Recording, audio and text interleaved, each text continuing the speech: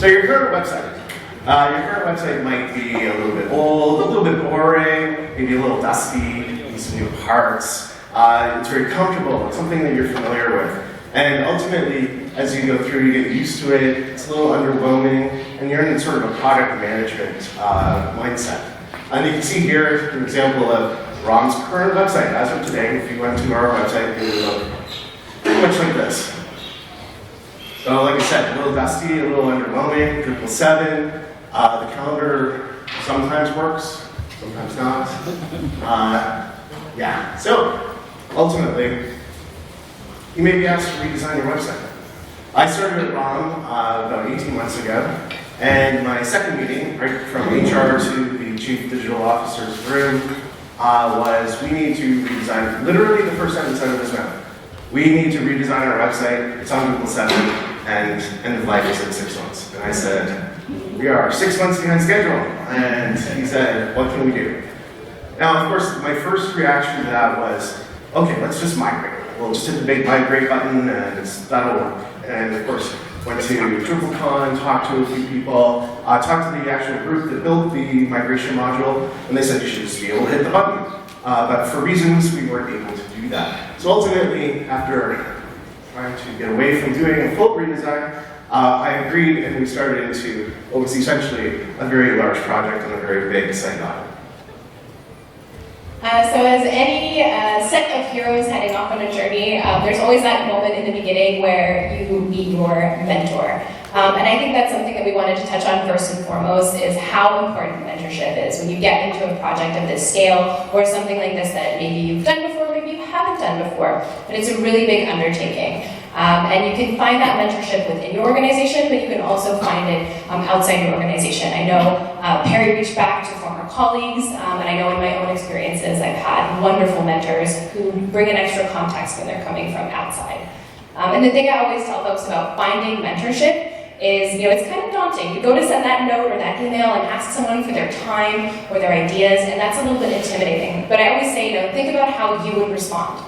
If someone reached out to you and asked for 30 minutes of your time or to have a conversation with an old colleague, what would you say? Yes, of course. Here's my schedule, here's my availability. So hold that in mind when you're making that ask.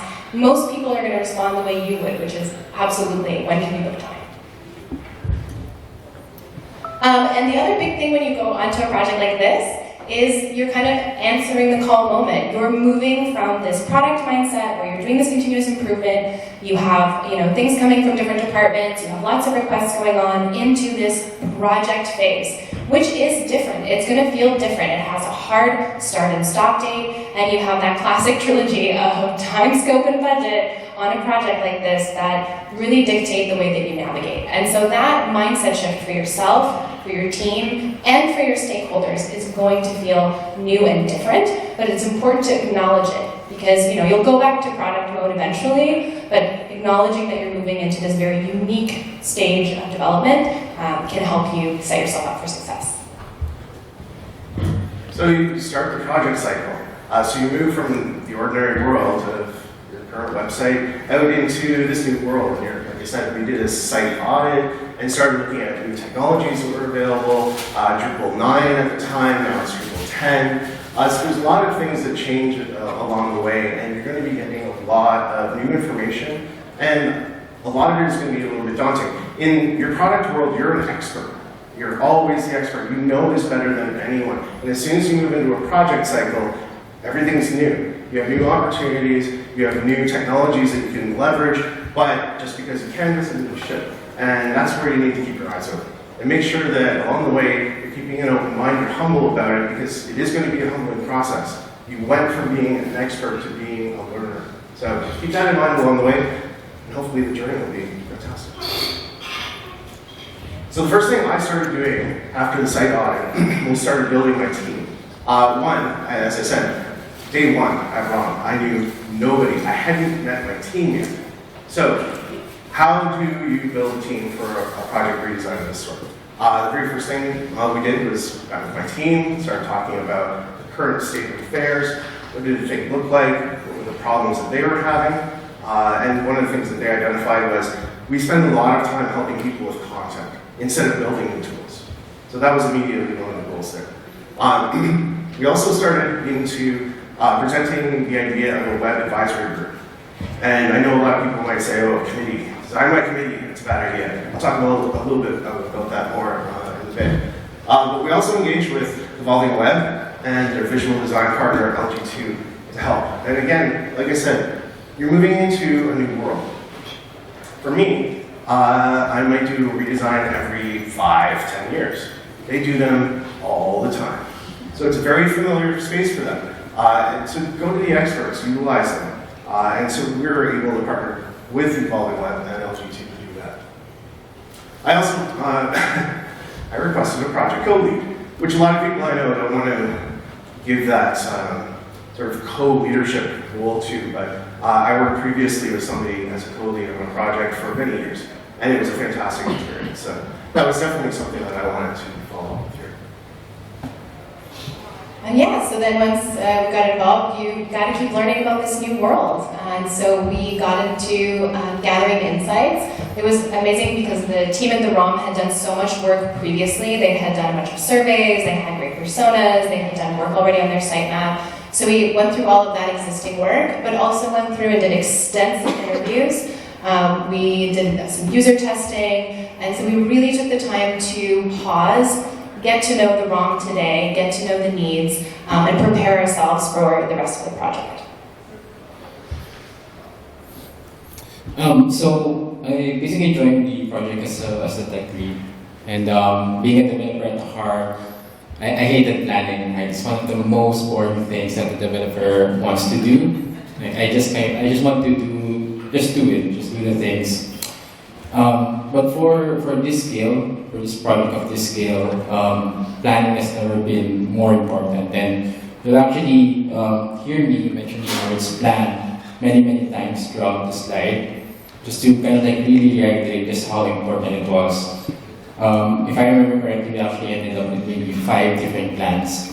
It's not 5 different iterations of the same plan, it's 5 different plans. Now some of you might think that, you have to do planning just because it's a requirement, it's an obligation for the internal management, or it's an obligation by the client. But through the years, I've learned that the most important purpose of a plan is the assurance that it gives. Right? It's a psychological thing. It's when you first lay out your plan, you feel like, yes, we can actually do this project. Right? So it gives you that motivational boost. Although we must accept the fact that it's more common for a plan to actually fail. Right? A plan that actually succeeds, in my view, is actually the exception. And once we kind of like accept that fact, in the end, you'll feel less stressed out, you feel less obligated to follow the plan step by step, and you feel more agile. And throughout this project, our plans changed. And plans, not all of the steps were accomplished, but it's fine, right? So you set the tone in the beginning, you share your plans, you get everybody on board. It's not the job requirement that's most important here. Again, it's really setting the tone and kind of like getting that spirit and getting that motivation in place.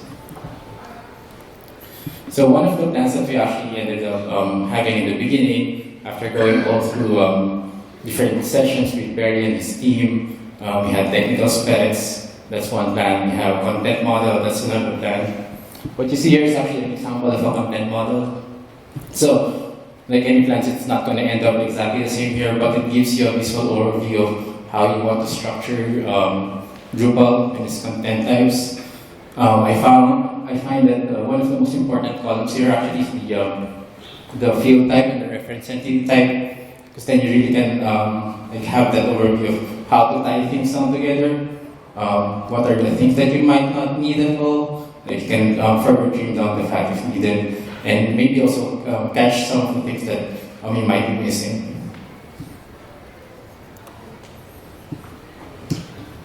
Managing stakeholders and aligning goals. So throughout the project, you're going to be moving into new areas of challenge, and you're going to be meeting with various stakeholders, lots of meetings, lots of meetings. And some you're going to get feature directors. So one of the feature directives I received on day 2 was actually over a coffee with 2 of the senior executives, and they said, we need a calendar, and it needs to look like this. Literally, like a calendar with events inside of it, which is generally not accessible and generally unworkable, particularly for ROM that has on a given day 10 events. So immediately problematic, but instead of telling them that, I said, okay, what I'm hearing from you is that you need people to understand there is a lot going on at ROM. You want everybody to understand that they come to ROM every day of the week and something new is going to be happening. They said, yeah, that's exactly what we want. Fantastic. We will find a solution for you, but it will not be a calendar. They're like, okay, great, and you'll see it in a minute. But ultimately to say, you're going to get things like that. You're going to get pet projects. We have a collection sort of division at ROM where one side is our culture and the other side is natural history. They have very, very different needs. We also have a learning team because one of our directives is to ensure that learning content is available for anybody in the province. So if you can't come to ROM, you can still learn about some of the things at ROM. So a number of different content types, various stakeholders that have, of course, their own projects that they want to ensure get through and surface, particularly in the redesign. Content that has nothing to do with the website suddenly bubbles up. So, you know, over here, oh, can we have a microsite too? You're redesigning the website, let's get a microsite. And that happens all the time. Anyway, so you need to manage various groups, but you definitely do not want to alienate anybody at this point. And preferably not at all. But at this point, you want to be listening, hearing what the goals are being set, understanding that, and distilling it into something that you can actually move forward with. Stay calm under fire.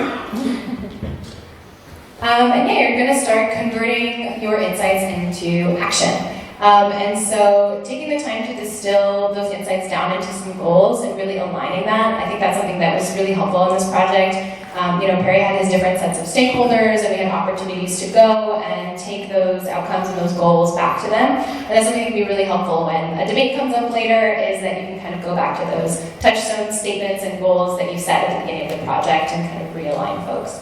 And make hard decisions early when you can. I think there was a great example on this project where we did an interview with one department. They had amazing ambitions. They were really excited about the redesign, but their strategy was not going to be ready in time for the project. And so we had that hard conversation with them early, that it wasn't going to be part of that first initiative. It wasn't going to be in the MVP that was going to be going out the door, but that we'd be really excited to kind of loop back with them once the new site was out. And so taking that hard call and letting them down, but at that stage of the project, helped us to focus on the areas where we were going to be able to have an impact as we went.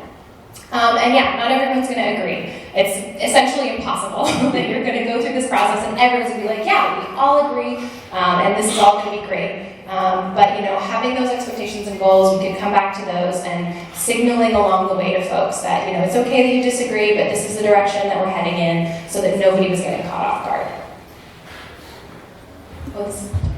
And keeping forward momentum, you know, this year, avoiding analysis paralysis, which is, you know, a phrase that folks say all the time. But, you know, having a respect for momentum, that momentum in and of itself matters. And I remember Perry sharing with us early on in the project that, you know, losing a day because, you know, you didn't get back on an email, or 2 days to take a decision on a project this long can cost you, you know, if you think about a year project and you delay a couple of days on a decision every month, you're a month behind immediately. And there were some great examples where, you know, all the other project managers here, we tried to move a meeting, and Adam and Perry were like, absolutely not. We're going to lose 3 days, and, you know, if we lose 3 days every time we're trying to book these people, we're never going to get there. And so this project had wonderful discipline in that regard. We also many times caught ourselves debating between 2 right answers. It's very tempting on a project thing that's going to launch and it feels big and it feels like you absolutely have to get it perfect, to find yourself debating between 2 right answers. And eventually you're going to go back into product mode. You're going to put the thing in the world and users are going to react to it, and, you know, your team internally are going to react to it. So pick one of the right answers and keep moving forward. And sometimes less is more. Sometimes you can be really tempted to explore every option. This happens a lot in creative. You know, oh, let's just see 2 more examples of design. And our friends at LG2 did a really great job on one of those instances of saying, actually, no. We don't think it's going to help you to see 3 more versions of this. Like, let's talk about why this works and why we chose it and why we think it's the right way forward. And after that conversation, we were able to keep going. And keeping in mind when you're presenting to stakeholders, thinking about who. Again, Perry had these wonderfully defined groups of stakeholders for us. We are not always that lucky. And so I always give lots of praise there because I think, having these sets where I can clearly understand, okay, who are we going to go talk to? Who are they? What is their role and relationship to the site? What do they care about? What do they need to understand, need to know right now? What are their own goals and objectives? When you're dealing with massively cross-functional teams, especially at the executive level, they have their, goal, they have their mission, they have their, metric that they're trying to move this year. And so making sure when you're presenting, you can kind of speak or navigate or make sure they can see themselves in what you're presenting. And understanding why you're sharing. Do I need you to know? Do I need you to decide? Do I need you to approve? And again, I think that's where having those folks split out in a way, like Perry's Web Advisory Group, which he hinted, it's not designed by committee, it's a place to get information and it's a place to access the organization. And that was framed really clearly. They understood that their role in that meeting was to hear and to be kept up to date and not to decide. So planning doesn't actually stop in the beginning. So like I said, there'll be more planning ahead for this project. And you can have plans about schedules, plans about resources, and even plans to make more plans, right? One of the plans that we still have to do is actually how to execute, right? Now that we have the blueprint, we have the structure that we want to achieve, we have the list of features that we want to make, how do we then execute and build this project? So in the past, it wasn't really that complicated. So when we want to deploy something, we would usually just use PuTTY or FileZilla. If you want to back up something, you just got the folder, put some datestamp in there, or run some *-z plus 5 random characters somewhere in there. Right? But now we have a lot of tools. We have multitude of tools that will help us. And planning has never been more important than now. Right? So you have tools like will help you deploy the things automatically for CI/CD. So that has to be manual as well. You're working with a team, and you want to make sure that nobody encounters any conflict. So you have to also devise a way to make sure that the Git flow is working properly. You have QA team, so from development to QA to staging to live. So all those had to be planned out as well.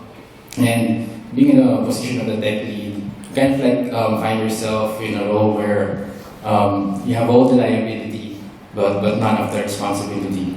So the importance of having this plan, is really there for me, because while I can always guide the team to do things in a certain way, it's not me who's kind of really doing the typing and all those things anymore. So this were also kind of setting, in the beginning, I mentioned about setting the tone. So having that plan in there as well, and gives your team members trust on you that you know what you're doing, even though it's only on the surface there. So what we can see here is an example of a migration plan. So we had another plan. Internally, we call it the data transformation table. So when migrating from one system to another, we would identify the different types of content from the old system and the new system. And sometimes they don't always match. So here we'll see what fields will be left out, or what new fields would not have any values in there. And hopefully you'll be able to catch potential problems in the future. So for example, are we able to display this content without these certain fields? Or is this important? Is this field important that only resides in the old system? Should be migrated as well?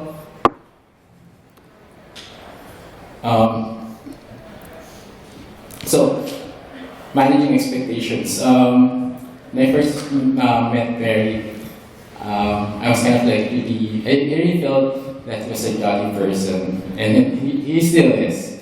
I don't know after the lunch, but I'm hoping that he'll still be.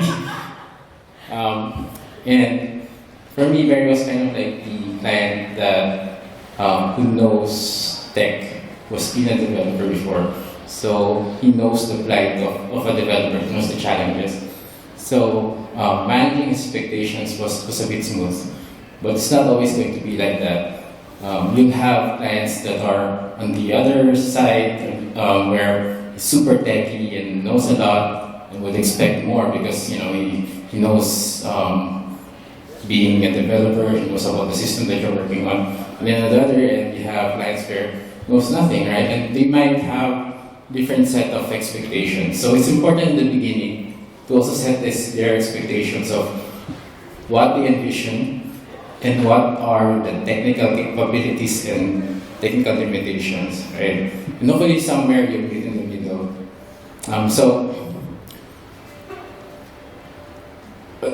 For me, the most important expectation that you would want to manage is also expectation for yourself and your team.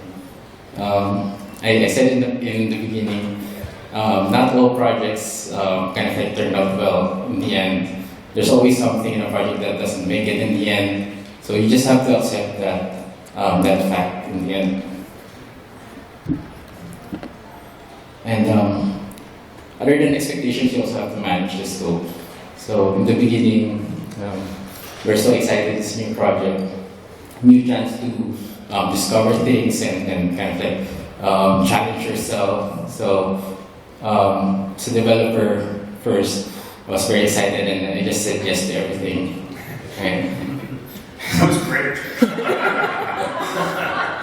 So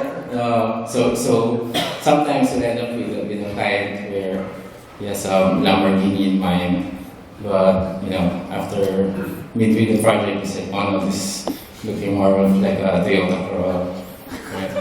But even though it's a Corolla, it's very very stable, right? So that's the thing, right? So you can manage expectations in a way that you have to identify what are the most important features of the site of your project at some point, right? And at some point you'll run out of budget, right? And the scope, right, it's not going to be determined by your enthusiasm or excitement for the project, right? It's actually going to be determined by the budget, and that will make the decision for you. As you approach the deadline, you learn how to kind of like prioritize the things. One of my favorite methods is this very old method. It's called the Moscow method. Still tried, tested, and true.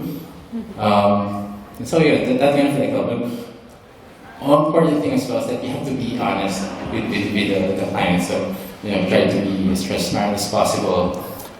There were sessions where we had to go through the list of features and make those hard decisions of what can be done before lunch and what can be done after the lunch. Oh, and obviously one of the first things that would go out the door is those fancy animations, those pixel perfectness. But your job doesn't end at launch, right? There's always the opportunity to kind of like add more to the site. Add that spoiler in the car, right? Add some mufflers and stuff. So our job's not going to be finished when site launch. Assuming that Barry wants to keep us. No pressure. So mobilizing your team. Just to add to that, the idea that you need to make decisions based on goals. And a lot of that is, like for us, one of our goals is launch before January 5th. Because that's end of life for Drupal 7. So that's been a mainstay for us. And along the way, that's really the framework that we've been working in. As much as we love how everything looks and functions and everything else, that is still our main driver. Mobilizing a team. So you've built a team, now you need to mobilize them, which means you need to empower them to actually be able to do something in the project, to have a say at the table when we need to, or to be able to work on their own independently, because you are not going to have the time. So if you don't loop them in, if you don't keep them informed, they are not going to be able to contribute. And a big part of this is talking about the web advisory board. So we have a group of 17 individuals that represent all of the departments at ROM. That is not about design by committee, it's about communication channels. Which means that at any time I can reach out to one of them to ask them for a subject matter expert in their area or what their specific goals are on the dime. They don't need, hey, we're working on this project, maybe you've heard about it. They know about it. They know everything that's happening along the way. So they're well informed and they can pivot with us. It keeps us agile, keeps us moving forward. From my internal team's perspective, it's really important that they have the tools that they need. So right now, they're actually working on the website. They were going to come, but they felt compelled to stay at work for, reasons unknown. Although apparently they're both sick, but they're working. Needless to say, they have everything they need because we planned ahead, we've kept them in the loop, we've worked with them to ensure that they know how to make independent decisions. And of course, along with that, a massive 140-page how-to guide really helped. So we actually have a user manual for our website, which is fantastic. Thank you so much. But we can hand that off, and that's actually what I did when our translation functionality came in late last week. Is I handed that off to the translation team, and I said, if you want to get up to speed, you can read this, but I'll meet with you next week when I have time. From the other perspective, of course, Evolving Web and LG2, they're definitely part of our team. And so making sure that the communication channels are open, but also acting with integrity. It's really important, right? You're working with an external vendor, and it's like, I want this, I want that, I want this, I want that. If you're not working with integrity, you're going to ruin that relationship. You need to work through with them, and we've been working now for 14 months. And here we are, up together, presenting, and very excited about the site launch on Monday. So while you're going through, make sure that you stay true to those insights that you've gathered. So it's one thing to gather all the insights at the beginning and then put them in a drawer and just build a website with whatever decision you decide to make that day. So stay true to those insights and they will help guide you to your goal. So when you're finished, and this project was so big, I actually can't remember some of the functionality we agreed to, which is part of the reason we needed the how-to guide. But there are so many features in this new site. There's so many decisions over the course of the year that you are definitely going to need that guidance. So stay on those insights as you're moving through. I used to have a sticky note that said deadline and branding, and there are a few others. But ultimately, these were our drivers. And then it comes down to, in the end, so like today, trusting your team. So my team internally is working away, making some final refinements. The team at LG2, or Evolving Web this morning. Yes, we got the redirects in place, all good, excellent. All I did was send a list. And talking about lists and plans, we have a list of every single content item on our site. It has a line item. It has 2 URLs, one from our current site, one for the new site, along with all the notes and everything else that people have taken along the way. So I could actually utilize our wider team in the web advisory group during this and say, here's all the site content. Do you still want it? You have 6 months to review this, let me know. We deleted over 500 pages of content. 500. There were 170 events that were at least 5 years old. And people could find those on Google. We had people showing up at ROM for an event that happened 5 years prior. So, excellent work, excellent opportunity to take advantage of a 17-person team, and then they distributed it out to another 40 people.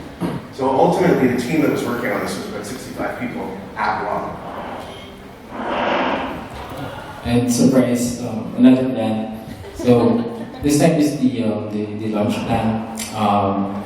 And some of you might think that, oh, actually this launch plan is probably one of the last plans that we have to make.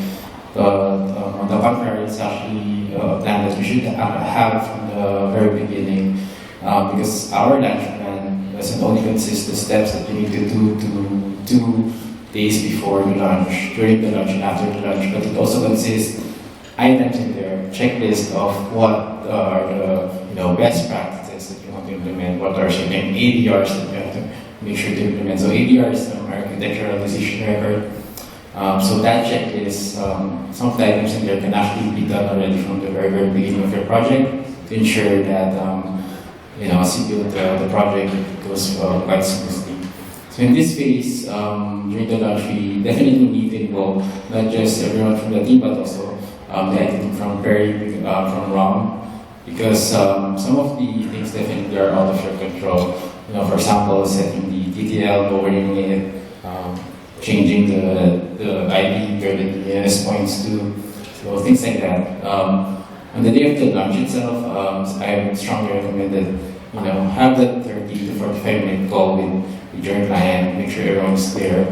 Just makes all the communication faster. Instead of you having to send emails and hoping that the other person is seated in their seat. So having that quick call really does a lot, and I'm expected to have that call with the wrong ID team very, very soon. Yeah, so from a galaxy far, far away and coming this Monday, the new Royal Ontario Museum site.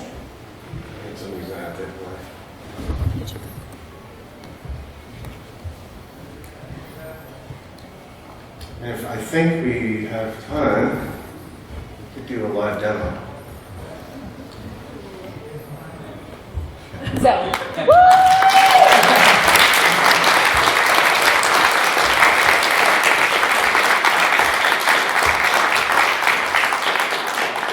yeah, before we dive into live demo, just a reminder, take time to celebrate. It can be really easy to kind of do that call. Everyone sits there, we all hold our breath, and then we go back to our day.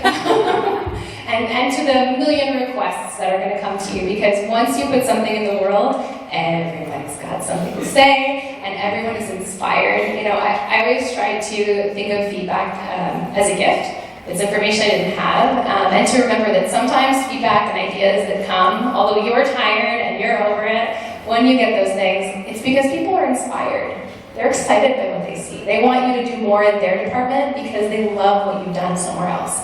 So trying to remember that it's all in love and taking a little rest before you move back into product mode. All right. I'm gonna try to. Don, you want to drive? Yeah. Or do you want to drive? You can try. Okay. Hopefully.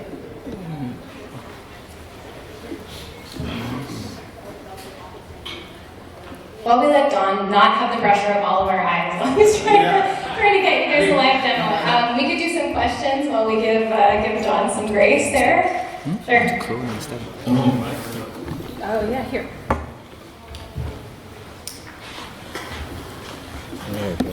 Thanks. And I feel like Obi-Wan Kenobi saying this, but I'm the guy they hired last time to do the redesign 14 years ago.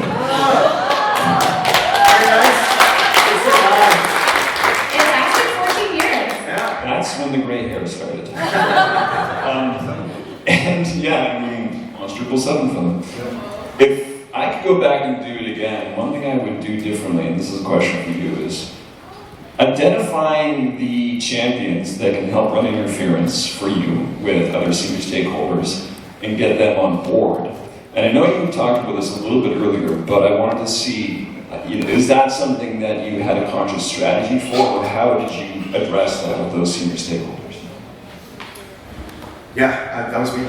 That was a big part of my role. I'm not as deep into the technology as others I've worked with, and definitely more close to Don.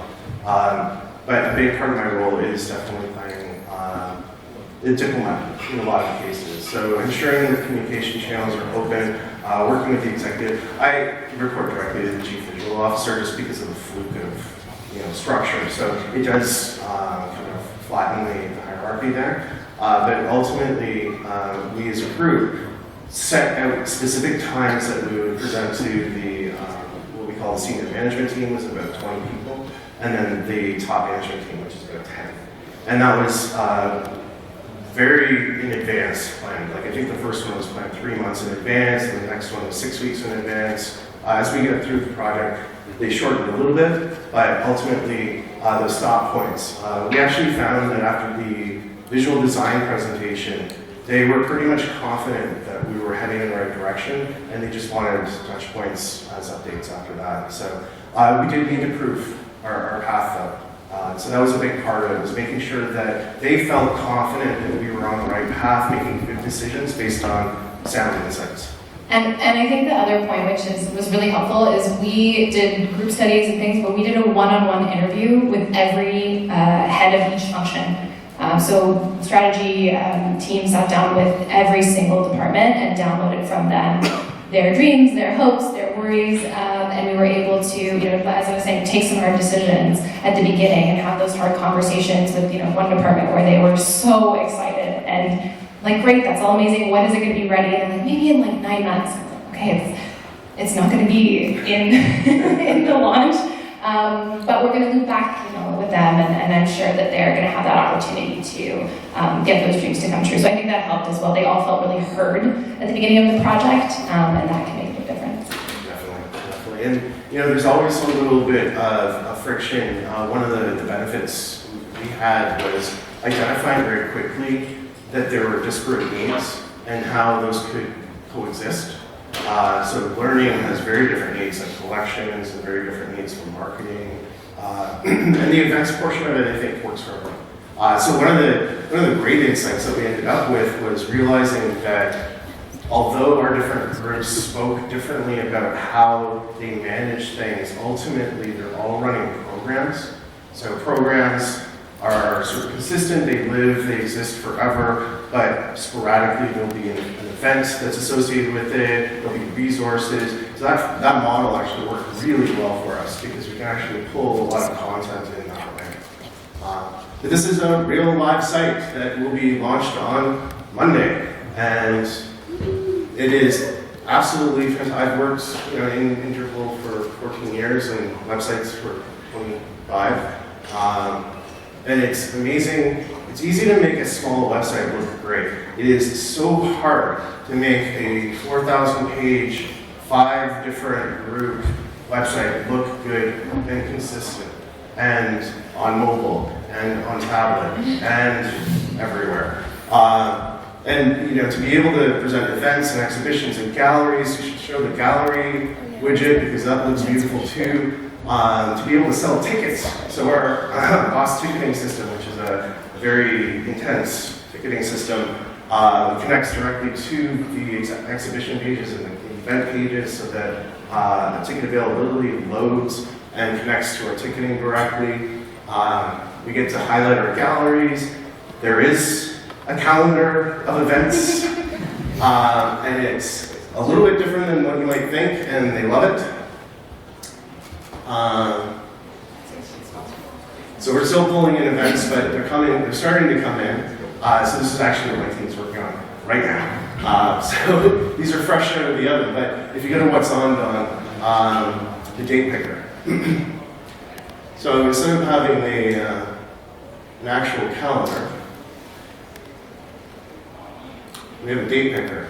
So you can actually change the date range for the whole page, and it will tell you everything that's occurring on that date, or you can select a range of dates, and it will tell you what's occurring during that period. So the whole page, all the content refreshes dynamically without any other intervention. And this accomplishes the goal of, I want a calendar with events in it, without having a calendar with events in it. Very excited about that. Yeah, it came up over and over again, that ask, even when we did the first, the strategy presentation to their leadership group. It was like, okay, but if I'm planning my trip in July, how am I going to know what's going to be on? And so it's something that we talked about a lot and had to get creative with, for sure. Yeah, and the programs, can you do a program song? Yeah. Like I said, I can't say enough about the programs. I can't show you this other feature I'll talk about in a second, so remind me about translations. I'm so excited about this. But the programs is under Learn, I believe, what's on. That's resources. So we also, so resources was another type. So resources are basically any type of learning content that we want to share. So we had, I think previously, 6 different content types for learning materials, and we merged them all into one. We actually had 55 content types when we started this project. We're down to 25 active, I think, right now. And Don, was it 7 new ones, I think, on the new site? 7 new content types? From 40 to 12. 40 to 12, there you go. The resource content type is fantastic. You can share it everywhere. You can link it to programs. So, Don, if you can go to a program. Yeah, this one's So museum tours happen all the time. Currently, they enter them as a single event every time you have a tour. There's like 16 a day. So they're just like putting events in all the time. With the new system, we can create recurring events, which probably doesn't seem very imaginative to you, but for us, it's a world changer. You put in the event, you say, this is when it's recurring, twice a day, you hit go, and it does it for the next 6 months. But you can also associate that with the program. So every time you add that event series, you can say, this is a museum tour, and it automatically punches it over to the program. And this extends out into children's programming, Raw Kids, Raw After Dark, member-only events, YPC, RPC, donors, everything, which makes it so much faster because, among other things, you don't need to worry about where is this content going. It just goes there. For us, on the website management side, we don't need to give them access to everything. So their content goes to where it needs to. They have access to events. They can create learning resources, but we don't need to give them the keys to the kingdom. Which is very important because I've seen some wild things. One of the pages I surfaced just last week was our social media policy and guidelines. Animated GIFs everywhere.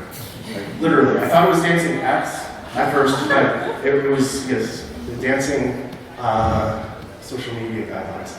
We have some beautiful integrations here. It's an accordion, sure, but it looks great, it functions well, it does what we need it to do, and it's fast.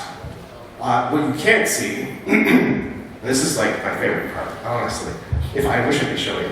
Our site has an automatic and translation management feature. So we are required to provide all of our content in French and English, and currently our French translation team is having difficulty managing how they update that content, and definitely difficulty keeping up in general. So we've integrated DeepL, which is a translation API. They reviewed it, so this is part of that, talking about managing groups. When I met them on day 3, they were dead set against machine translation. And I said, give it 18 months, by the time we're ready to launch, it'll be a lot better. We'll review it, let's keep talking. I know it is not a solution you can use without some supervision, but it'll get you halfway there. And they said, okay, let's talk. So we've continued that conversation. I included them in the review of the tool. So I provided them the opportunity. I said, give us 10 pieces of content that you think are really difficult to translate. I will put them through several services. You can evaluate and determine which is going to work for you. Now remember, this is just an interim. It provides a translation that you then edit. I said, great.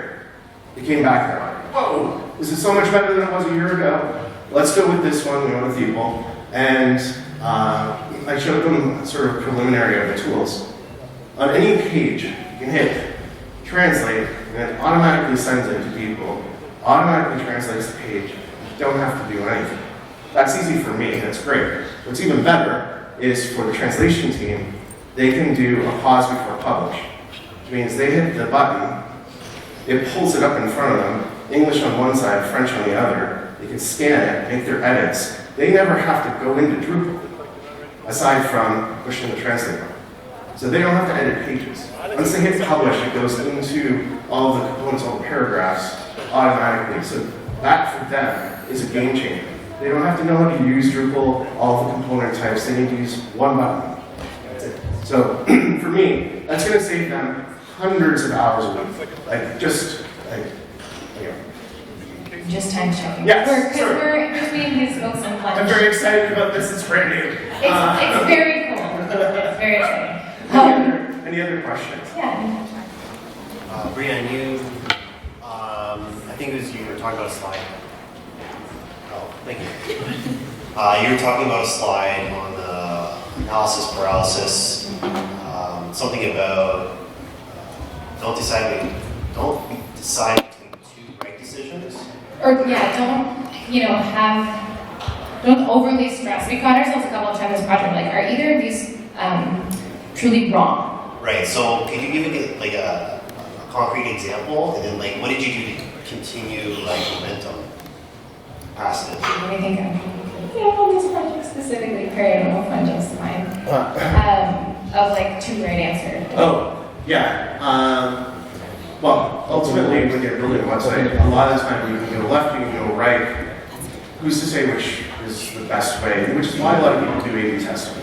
And really what it comes down to is you get stuck like for weeks talking about, do we do this or do we do that? And ultimately what's actually most important is that you move forward.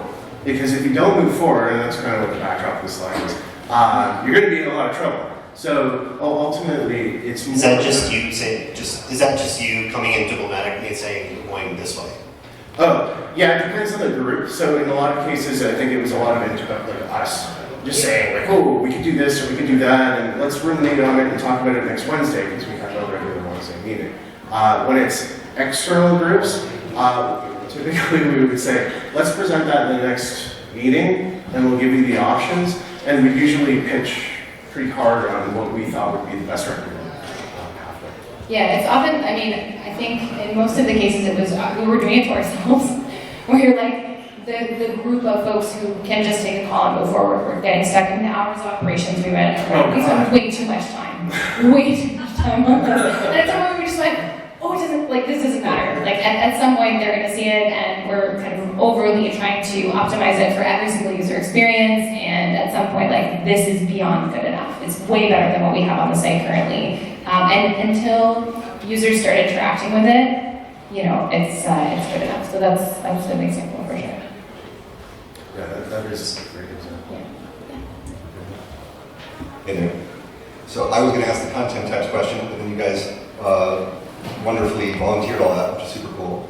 On the subject of choosing or not getting stuck between two possibly right answers, very early on in all this, when you guys realized that you didn't want to just upgrade to a newer version of the existing CMS and you wanted to actually evaluate and create a new thing, how did you get, or did you face any friction, or did you face one of those multiple right answers kind of situations when you were trying to decide whether a lot has changed both in Drupal and in the world of all this stuff in 14 years? How did you make the decision or reach the decision that you wanted to move from Drupal 7 to present day Drupal as opposed to, say, some other solution, some other CMS? It was me. The options given were Drupal, WordPress, or something else.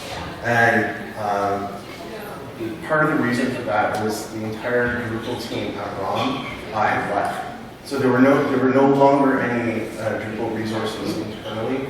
We'd actually engaged with a company out of Ottawa called Coldfront to keep us going, and that's been 2 years of just like keeping the tires inflated, essentially. But what the pitch I made was that it's the system we're on as a government organization or government-funded organization. It aligns with the Ontario government generally. So less of a pitch on that side. It's generally familiar, and based on some of the integrations we were talking about, like ticketing and possibly in the future connecting to our collections management system, which is a massive digital asset management system that's custom built and managed very similarly in the back end to Drupal. We felt that it was probably the best choice, and we just went forward from there. But yeah, there was some debate internally, but making those kinds of points, it just made it very simple.